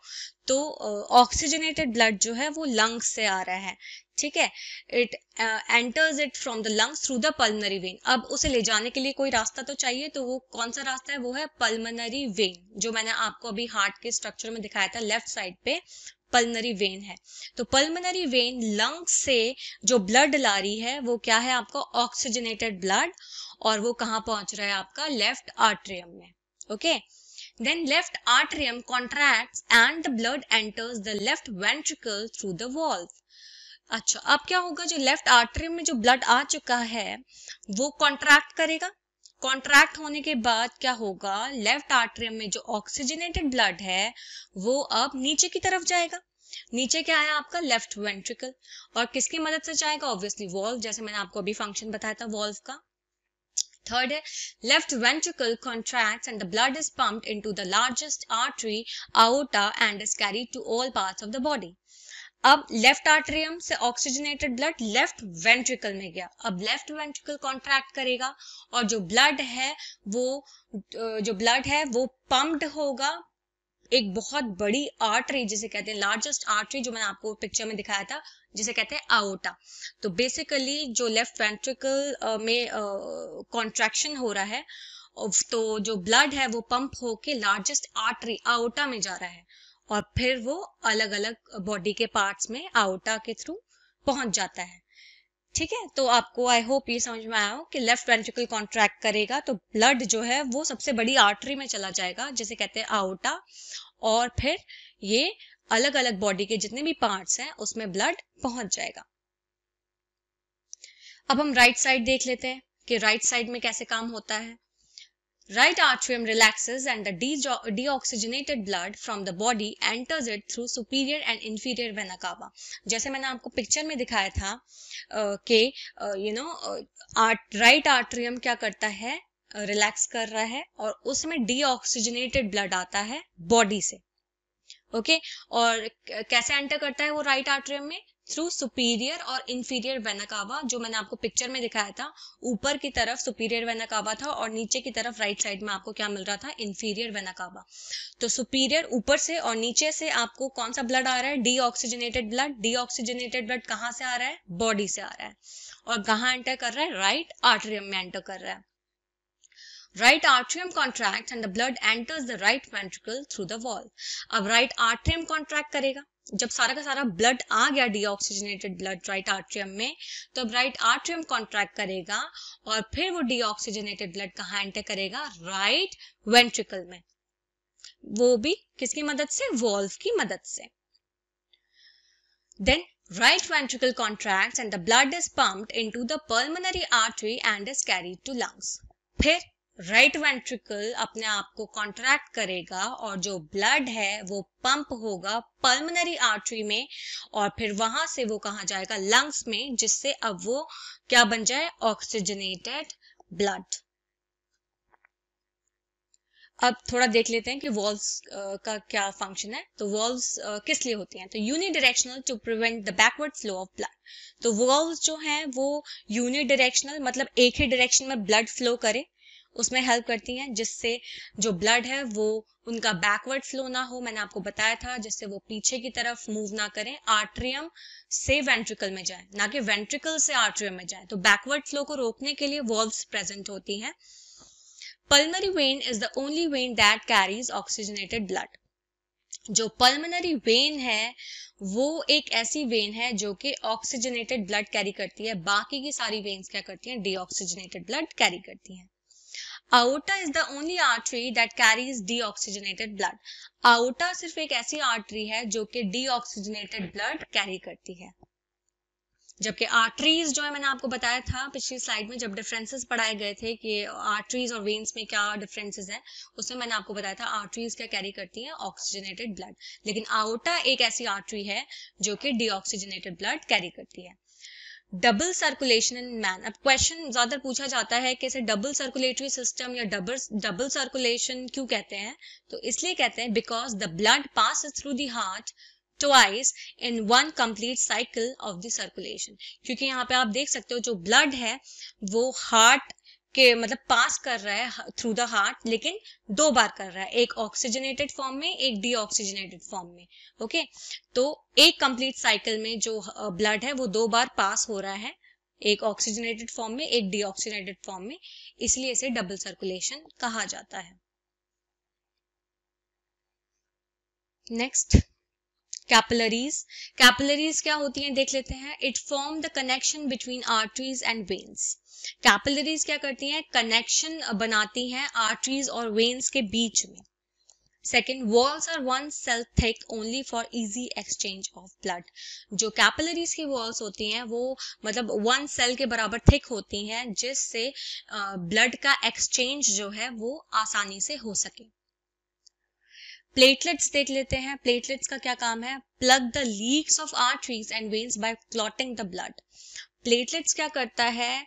ये आर्टरीज और वेन्स में अगर लीकेज हो रहा है तो मतलब इट प्लग्स द लीक्स। अगर सपोज कोई लीकेज हो रहा है आर्टरीज या वेन्स में, तो ये प्लग की तरह काम करता है, जिससे जो ब्लड है वो क्लॉट हो सके, रुक सके, जम जाए। ओके, नेक्स्ट, लिम्फ क्या है? Extra cellular fluid similar to plasma but colourless with lesser protein. Lymph क्या है? सिंपल एक एक्स्ट्रा सेलुलर फ्लूइड है, ओके, जो कि प्लाज्मा के जैसे लगता है, बट कलरलेस होता है, कलर नहीं होता लिम्फ का, और प्रोटीन कंटेंट जो होता है लिम्फ में वो बहुत कम होता है। लिम्फ के फंक्शंस देख लेते हैं क्या क्या है। First, transportation of digested and absorbed fats from the small intestine. अब पहला क्या है function? Transportation of digested and absorb fats. जो भी फैट्स डाइजेस्ट हो चुके हैं या एब्जॉर्ब कर चुकी है body from the small intestine, okay, तो उसको ट्रांसपोर्ट कराने में ये हेल्प करता है। तो बॉडी के स्मॉल इंटेस्टाइन जो है उसमें से जो भी डाइजेस्टेड फैट्स हैं, एब्जॉर्ब फैट्स हैं, उनको ट्रांसपोर्ट कराने में हेल्प करता है। Next, drains access fluid from the intercellular spaces back in the blood. ये ड्रेनेज की तरह भी काम करता है। जो भी एक्सेस फ्लूइड आ रहा है इंटरसेलुलर स्पेसेस से, जो बैक इन द ब्लड के अंदर जो वापस एक्सेस फ्लूइड आ रहा है इंटरसेलुलर स्पेसेस को, तो उनको ड्रेन कराने में भी ये हेल्प करता है। Higher animals, example birds, mammals, उनमें किस तरह से काम होता है? First, oxygenated blood and deoxygenated blood are completely separate for efficient oxygen supply. Higher animals में क्या होता है? जैसे एग्जांपल बर्ड्स हैं, एनिमल मैमल्स हैं, उनमें ऑक्सीजनेटेड ब्लड और डीऑक्सीजनेटेड ब्लड जो है वो बिल्कुल पूरी तरीके से सेपरेटेड होते हैं, अलग होते हैं, जिससे ऑक्सीजन का सप्लाई ज्यादा से ज्यादा हो सके। Next, this is to fulfill higher energy needs and to maintain body temperature. ये किस लिए होता है? जिससे ज्यादा मतलब हाई एनर्जी जो नीड्स, अगर ज्यादा एनर्जी चाहिए तो उसको फुलफिल करें, उस नीड्स को फुलफिल कर सकें और बॉडी टेम्परेचर को मेंटेन कर सकें। जैसे कि एग्जांपल में वार्म ब्लडेड एनिमल्स जो कि हम हैं। ओके, देन नेक्स्ट है एम्फीबियंस एंड रेप्टाइल्स की बात करूं। Okay, they have three chambered heart where little mixing of oxygenated blood and deoxygenated blood takes place. Okay, amphibians और reptiles में जो heart के चैम्बर्स की बात करूँ तो नंबर ऑफ चैम्बर्स आर 3। सिर्फ 3 ही चैम्बर्स होते हैं हार्ट में एम्फीबियंस और रेप्टाइल्स के। जैसे ह्यूमन में तो 4 चैम्बर्स थे, लेकिन एम्फीबियंस और रेप्टाइल्स में कितने चैम्बर होते हैं? 3 होते हैं, और थोड़ी बहुत मिक्सिंग ऑक्सीजनेटेड और डीऑक्सीजनेटेड ब्लड की हो जाती है। Therefore, their body temperature varies with the temperature of the environment. इसलिए उनका जो body temperature होता है वो environment के temperature के हिसाब से change या vary करता रहता है। इन्हें कहते हैं cold blooded animals. Next देख लेते हैं transportation in plants. Plants में किस तरह से transportation होता है? तो plants need less energy needs. Plants को ज्यादा एनर्जी तो चाहिए नहीं होती है, because they do not move, कि वो मूव नहीं करते हैं, और उनका तो इस वजह से क्या होता है? स्लो ट्रांसपोर्ट सिस्टम होता है। अब देख लेते हैं पानी का ट्रांसपोर्ट कैसे होता है प्लांट्स में। The transport of water first takes place by xylem tissue present in roots, stem, leaves and is therefore interconnected. तो वाटर ट्रांसपोर्टेशन किसकी मदद से होता है? जाइलम टिश्यू की मदद से होता है, जो कि प्लांट्स के रूट्स में, स्टेम में, लीव्स में, इन सब में प्रेजेंट होता है और एक दूसरे से कनेक्टेड होता है। Next, root cells take up ions from the soil. Soil के अंदर क्या होते हैं? आपके आयंस होते हैं, राइट? तो अब रूट सेल्स जो हैं, जो रूट हैं, वो आयंस लेंगी सॉइल से, जो कि which creates a concentration difference between root and soil, जो कि क्या करता है? एक कॉन्सेंट्रेशन डिफरेंस बना देता है रूट और सॉइल के बीच में। Column of water therefore rises upward, जिसकी वजह से जो वाटर का कॉलम है वो ऊपर की तरफ राइज करना स्टार्ट कर देता है। तो जो रूट सेल्स हैं वो सॉइल से आयंस ले रहे हैं, तो सॉइल में अब कमी हो रही है आयंस की, क्योंकि प्लांट की रूट्स ले रही हैं वो। तो यहाँ पे क्या बना, कॉन्सेंट्रेशन डिफरेंस, प्लांट्स में ज्यादा हो रहा है, सॉइल में कम हो रहा है, तो क्या हुआ, डिफरेंस आया, कॉन्सेंट्रेशन डिफरेंस हुआ किसके बीच में, रूट और सॉइल के बीच में। अब क्या होगा, जो वाटर का कॉलम है वो इसकी वजह से बढ़ जाता है ऊपर की तरफ। Okay, next, in very tall plants transpiration creates a suction pressure which pulls the water upwards. जो बहुत टॉल प्लांट्स हैं, बड़े बड़े प्लांट्स हैं, उसमें क्या होता है, ट्रांसपिरेशन एक प्रोसेस होता है जो मैं अभी आपको आगे बताऊंगी। वो का क्या बनाता है, वो एक सक्शन प्रेशर बना लेता है, जिससे जो है वाटर, आप समझ रहे हो ना सक्शन क्या होता है, जो अपनी तरफ खींचना, मतलब अगर आप सक्शन कर रहे हो, आपने समझ में आ रहा होगा आपको, जो कि आप अगर प्रेशर दे रहे हो तो वो ऊपर की तरफ ऊपर की तरफ पहुंच रहा है कोई चीज प्रेशर देने पे। तो ट्रांसपिरेशन एक सक्शन प्रेशर क्रिएट करता है, जिसकी वजह से वाटर जो है वो ऊपर की तरफ खींचा चला जाता है। अब हम इम्पोर्टेंस देख लेते हैं ट्रांसपिरेशन का।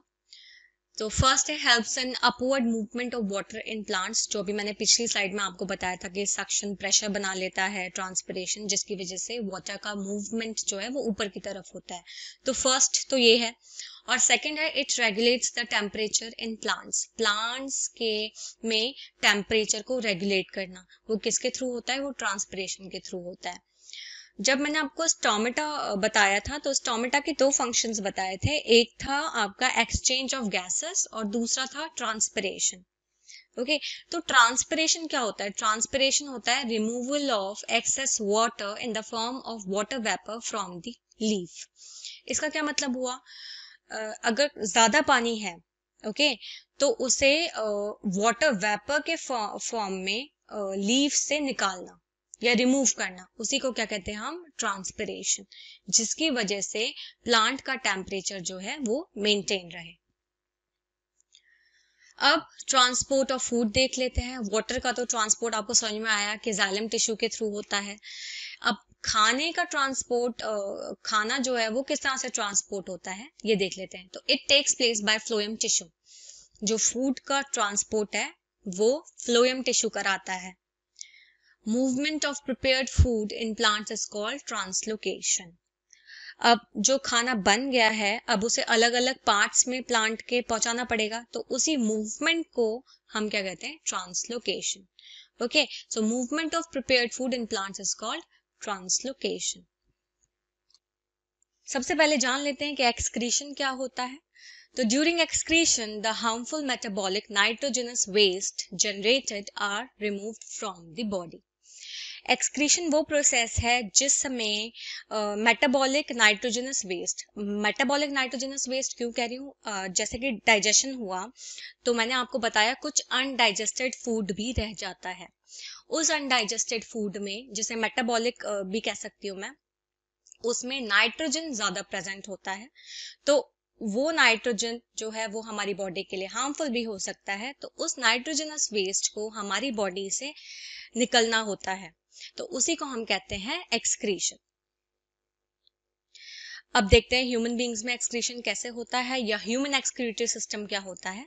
In humans a pair of kidneys, a pair of ureters, the urinary bladder and the urethra constitute the excretory system. तो मतलब ये पार्ट्स हैं एक एक्सक्रीटरी, ह्यूमन एक्सक्रीटरी सिस्टम में कौन कौन से उसके पार्ट्स हैं वो यहाँ बताए गए हैं। अ पेयर ऑफ किडनीज, मतलब 2 किडनीज आपको मिलेंगी। अ पेयर ऑफ यूरेटर्स, जो किडनीज में से निकल रहे होंगे, ठीक है, तो वो पेयर ऑफ यूरेटर्स मतलब 2 यूरेटर्स हैं। एक यूरिनरी ब्लैडर है जहाँ पे यूरिन स्टोर होके रहेगा, और फाइनली क्या है, यूरेथ्रा, जहाँ से पास होगा। तो ये जो पार्ट्स हैं ये क्या बनाते हैं, एक्सक्रीशन इन ह्यूमन बींग्स या excretory system of human beings. Kidneys are located in the abdomen, one on either side of the backbone. तो जो किडनीज है वो कहाँ लोकेटेड होती हैं या कहाँ मिलती हैं, वो एब्डोमेन वाले हिस्से में लोकेटेड होती हैं। बैकबोन की मतलब दोनों साइड्स पे एक एक किडनी आपको मिलेगी। Urine produced in the kidneys passes through the ureters into the urinary bladder where it is stored until it is released through the urethra. तो यूरिन जो है वो किडनीज में बन रहा है, फिर जो यूरिन किडनी में बना वो पास होगा यूरेटर्स की मदद से जो ट्यूब लाइक स्ट्रक्चर्स हैं, और फाइनली वो कहाँ जा रहा है, यूरिनरी ब्लैडर में, जहां पे वो स्टोर होता है यूरिन, और यूरेथ्रा से वो पास होता है, फिर finally it is released through the urethra. Next, अब हम थोड़ी डायग्राम देख लेते हैं, स्ट्रक्चर देख लेते हैं एक्सक्रीशन इन ह्यूमन बींग्स का या ह्यूमन एक्सक्रीटरी सिस्टम का.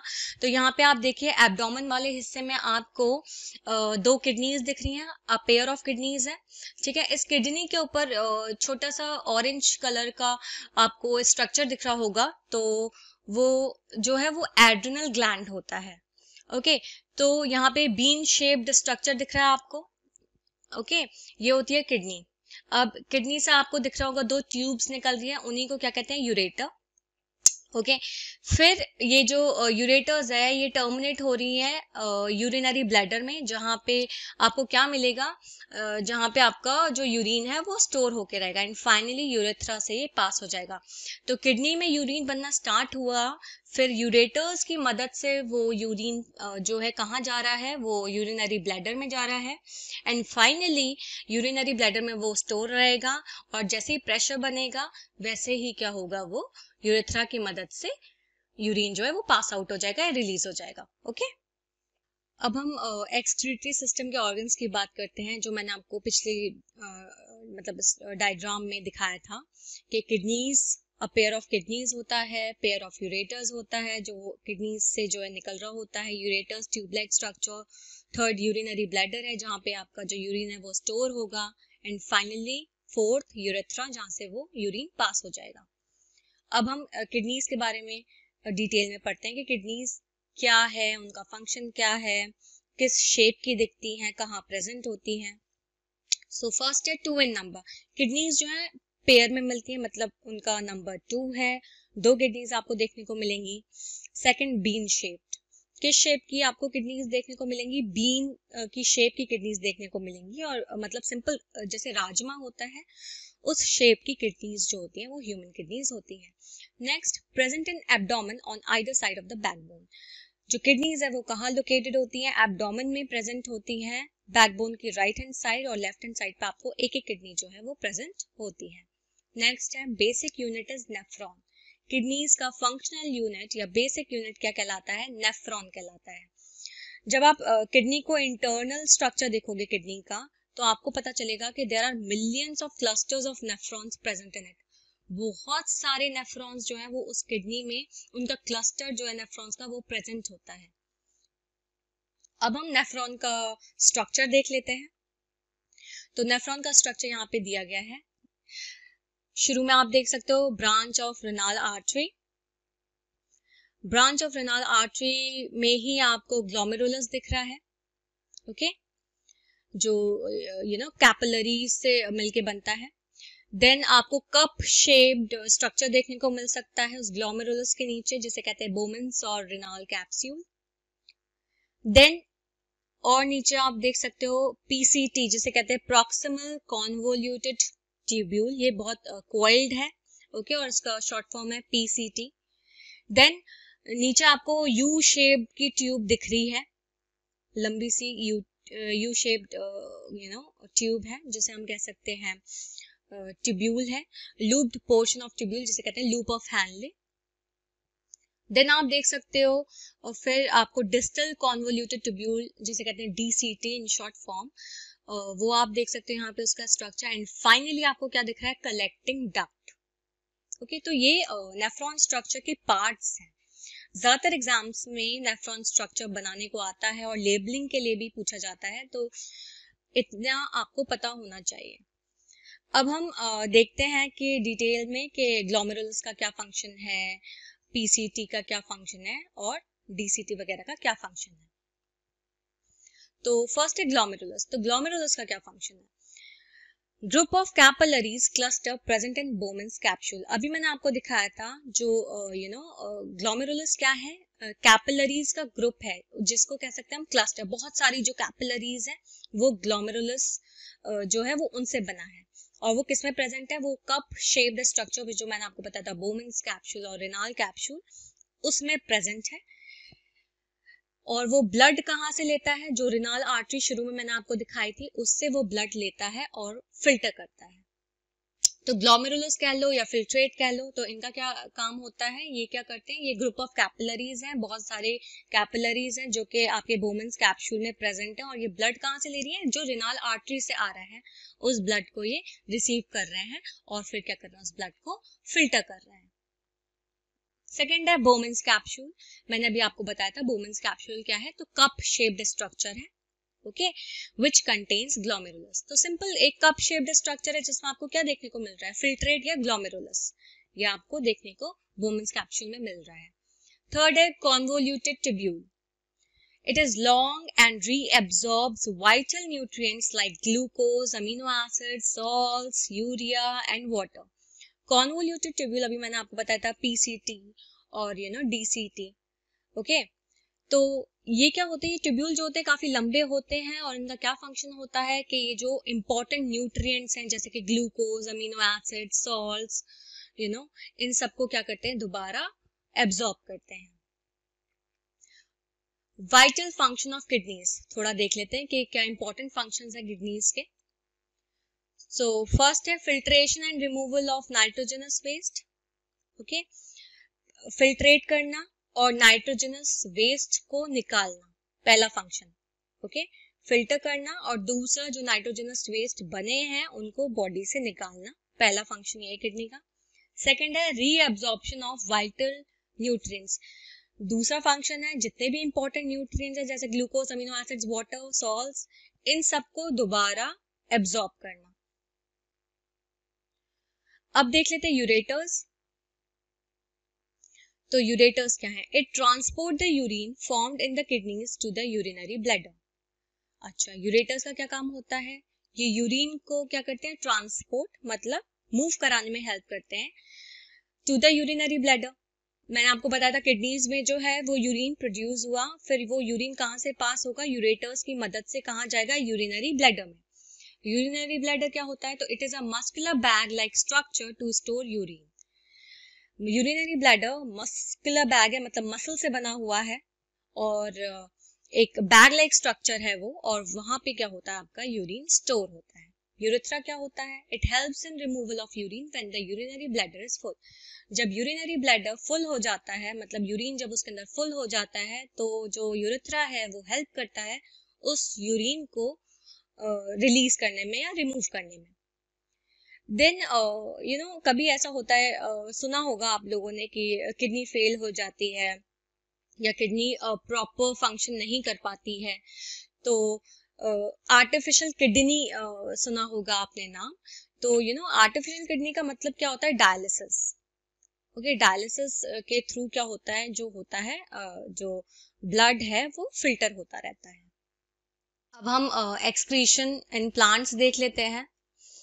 तो फर्स्ट है gaseous waste, CO2 in respiration and oxygen in photosynthesis are removed by the process of diffusion। तो फर्स्ट टॉपिक है जो gaseous waste है, जो CO2, रेस्पिरेशन के दौरान CO2 और फोटोसिंथेसिस के दौरान ऑक्सीजन, ये दोनों क्या है, ये गैसेस वेस्टेज है। तो ये जो है ये डिफ्यूजन की मदद से क्या होते हैं, प्लांट बॉडी से रिमूव होते हैं। सेकेंड है excess water is removed by transpiration. अगर ज्यादा पानी प्रेजेंट है प्लांट में तो वो कैसे रिमूव होगा, वो ट्रांसपिरेशन के थ्रू हो जाएगा। मैंने आपको बताया था ट्रांसपिरेशन क्या होता है पिछली स्लाइड में। देन अदर वेस्टेज की बात करूं, अगर और कुछ वेस्ट एक्स्ट्रा है तो वो first stored in cellular vacuoles और इन लीव्स। तो वो क्या होते हैं, जो प्लांट में वैक्यूल है उसमें स्टोर होते हैं वो वेस्ट, और लीव्स में वो स्टोर होते हैं, और विच फॉल ऑफ और as gums, resins etcetera in old xylem. जो कि मैंने आपको बताया था लीफ जैसे ही गिरेगी और उसमें अगर वेस्ट अगर प्रेजेंट है तो ऑब्वियसली सी बात है, लीफ जैसे ही प्लांट से अलग हुई तो वो वेस्ट भी प्लांट से अलग हो जाएगा क्योंकि वो वेस्ट भी आपका लीफ के अंदर है, एंड फाइनली वो जो है रिमूव हो जाता है प्लांट बॉडी से। ओके जैसे कि गम्स हैं, रेजन्स हैं, और ये सब जो है ये ओल्ड जाइलम में क्या हो जाता है, रिमूव हो जाता है। नेक्स्ट है एक्सक्रीटेड इन सॉइल। सॉइल के अंदर भी क्या कर लेते हैं, ये एक्सक्रीट कर सकते हैं अदर वेस्टेस को। तो अदर वेस्टेज में मैंने आपको भी बताया कि सेलुलर वैक्यूल्स या लीव्स के अंदर ये स्टोर रहते हैं, which fall off as gums, resins, etc. in old xylem। और सेकंड है आपका ये सॉइल में भी कभी कभी एक्सक्रीट कर सकते हैं उन वेस्टेस को। तो आज की वीडियो में हमारा ये जो लाइफ प्रोसेसेस हमारा चैप्टर पूरा कंप्लीट हो चुका है। Thank you for watching and please subscribe my channel for more videos. Thank you.